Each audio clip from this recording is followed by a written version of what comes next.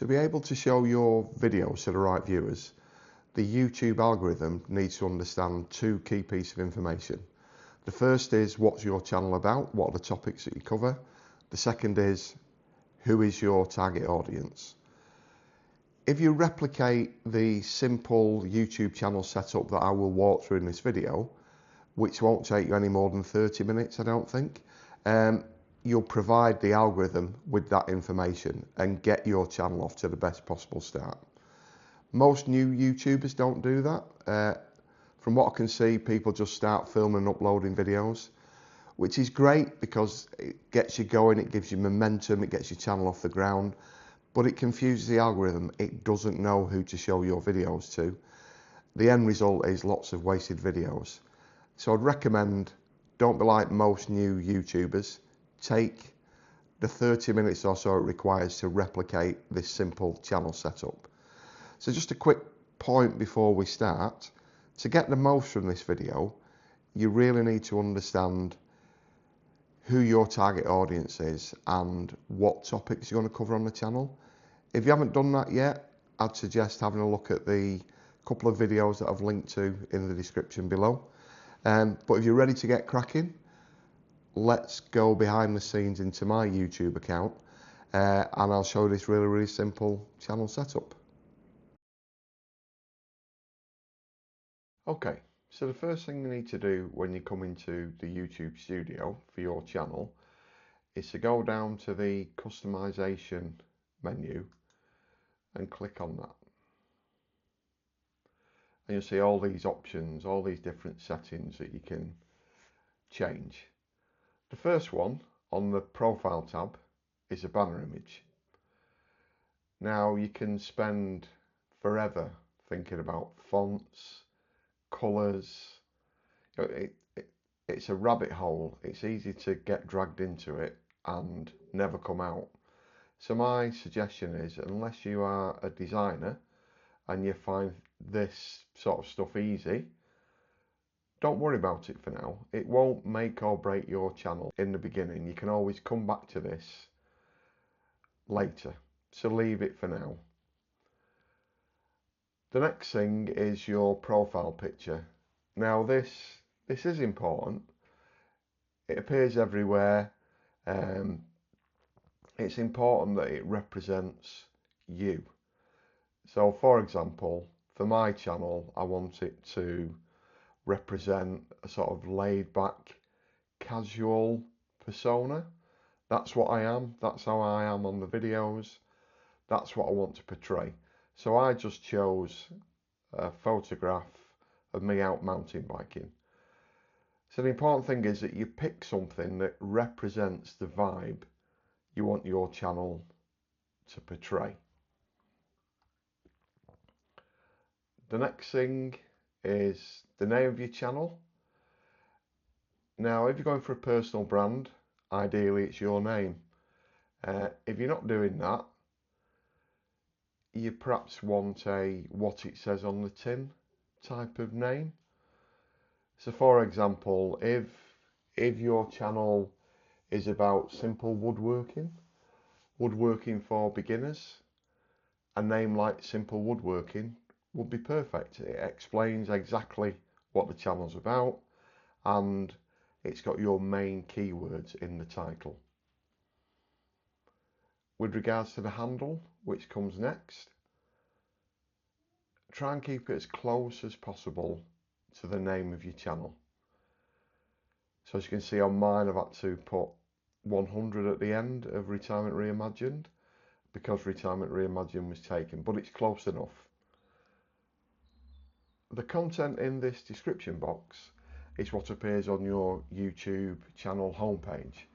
It's what viewers use to quickly determine whether or not visiting your channel is worth their while, and it's what the YouTube algorithm uses to better understand what your channel's about and who it's for. So for those reasons, it's very important that this content includes your content pillars, your main keywords, and information about your target audience. So if you look down here, for my channel is about building an online business in retirement, so that's the audience I want to attract. My content pillars are getting started online, course setup and systems, traffic and audience growth, etc. There's various other keywords sprinkled throughout, so solopreneur, online business. You can see retirement again, so that's a signal to the YouTube algorithm who my intended target audience is. So you need to weave that information through this description, but you don't need to be a professional writer to do that. I'm certainly not. All I did was I had a conversation with ChatGPT. I told it my content pillars, my main keywords, and my target audience, and I asked it to help me to craft a simple homepage description for my YouTube channel. That was it. And then I just refined it until I was happy with it. And that's how I ended up with this. So it's quite straightforward. One thing I did pay particular attention to though was the opening sentence. The reason being that the first couple of sentences in your description are what YouTube displays in search results. So this can mean the difference between someone clicking onto your channel or not. So try and make this as enticing as possible. That's hopefully what I've done for this channel. Moving down, if you remember earlier, I mentioned that I wanted to cover a security trap that it's very easy to fall into around your contact info. So this email address here is, if you provide one, it's the address where people can contact you. I've left it blank for now. A lot of people automatically enter the email address that they've used to set up their YouTube account. Now, doing that is very dangerous from a security perspective because any hacker has got half of your security credentials. So your security credentials are your email address and your password. So if you give them the email address, all they need to do is crack your password and they can get access to your account. So either do what I've done, leave it blank for now. I'm not interested in people contacting me via email. If you do need to offer that, then just create a new public email address that you can enter into here. It's as simple as that. And it's worthwhile to keep your YouTube channel secure. Okay, so we've now finished setting everything up that we need to on the customization screen.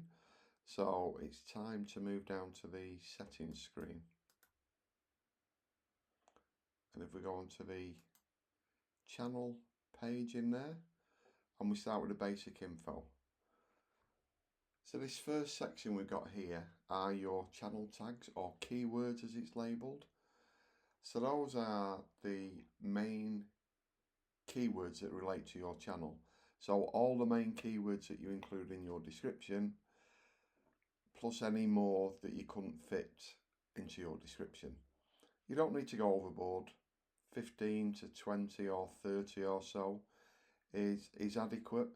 You can basically view these like the labels you get on the outside of a filing cabinet. So it describes what your channel's about. And again, this is a really important signal to the YouTube algorithm. It helps them to better understand your channel. If we click over to advanced settings, this is a really important question. Do you want to set your channel as made for kids? It's a legal requirement that YouTube asks you this. Because my target audience are retired people, I set it to no. And it saves me having to answer this question every time we upload a video. I would suggest that you do the same too, unless your channel is specifically for kids. And the final tab on here, feature eligibility. By default, when you create a new channel, you have the standard features enabled and intermediate and advanced features will not be enabled. I suggest you at least enable the intermediate features. The reason being, as it tells you there, you can upload videos that are longer than 15 minutes, but perhaps more importantly, you can upload custom thumbnails, and you'll find as you get further into your YouTube journey that thumbnails are vital for getting people to click. So you do want control over your thumbnails. And from memory, all it took to get enabled was a quick phone verification. As you can see, I'm also, I've got the advanced features enabled. I had to provide some ID to do that. If that concerns you, if you don't really want to share any personal identification documentation with YouTube, I wouldn't worry about this. As I say, the important one is the intermediate features. As long as you play by the rules, you upload the sort of videos that YouTube wants you to upload, eventually they'll give you the advanced features anyway. It just requires that you build up a little bit of history, so it takes a little longer. But that's fine. That's equally as valid if that suits you. The next section under settings is the upload default section, which you can think of as a template that's automatically applied every time you upload a new video. So if we click into that, the description box, this is your video description. So anything you put in here will automatically be uploaded when you upload a new video, and then you can add any additional information in front of that. It's a real time saver. The other thing I suggest you do in here as well is set this to unlisted. By doing that, you give yourself a bit of a safety net. So you make sure that you don't inadvertently publish a video that isn't yet ready. So this will set it to unlisted, which means you will have to actually manually change it to public. You want that control. You want to make sure you've dotted all the I's and crossed all the T's before you hit publish. This gives you that safety net, that bit of breathing space. The final section we need to visit on the settings screen is creator demographics. So if we go in there, you'll notice that there's just a survey to complete. I've already completed it. It takes no more than 5 minutes. It has some very, very basic information about you as the owner of the channel. It provides a little bit more information to YouTube, and I can't prove this, but I think that adds an extra layer of trust to your account. It shows that you're a real person who is committed to the platform, and that can never be a bad thing from the algorithm's perspective. So I recommend you take it. It'll take literally a few minutes. The final bit of setup I want to tell you about is your channel trailer. So if I go to my channel, you'll notice this is my homepage. This is the trailer. So anyone who's new to the channel, if they land on my page, this will start playing automatically. You can see it's about 3 minutes long. Ideally, it should be a little bit shorter than that. But this is really important. It's the way I look at it, it's like a digital handshake. People get the chance to see you, to hear you, and it allows them to develop a little bit of trust in you. They feel like they know you a little bit, and it also values their time. It allows them to decide if this channel's for them or not really, really quickly, rather than hunting through lots and lots of videos. But this is also important from the algorithm's perspective as well. If you pack this very short video with your key topics, keywords, etc., it's a final signal to the algorithm about what your channel is all about. So it serves two really important purposes. So the way you do this, if I go back to YouTube Studio, we close out of settings, we go to customization, and it's on the home tab. I've got the trailer already set up, as you've seen, but the way you add one is simply this: add section, channel trailer. That's it. It's as simple as that. It's really worth your time. So I recommend that you do this. Okay, so that's the end of the basic setup. Okay, your channel's set up. You've got a solid foundation in place. What's next? Well, if you haven't decided what type of online business you want to create, now's the time to do that. I made a short video a while back called The Best Retirement Business, in my opinion, obviously, which explains why I think an audience first business is the best type of business for our stage of life. So if that interests you, it should be appearing on the screen now. Just click on that. If for whatever reason it doesn't appear on the screen, you'll find it linked in the description below. Okay, so that's it for now. So until the next time, take it easy.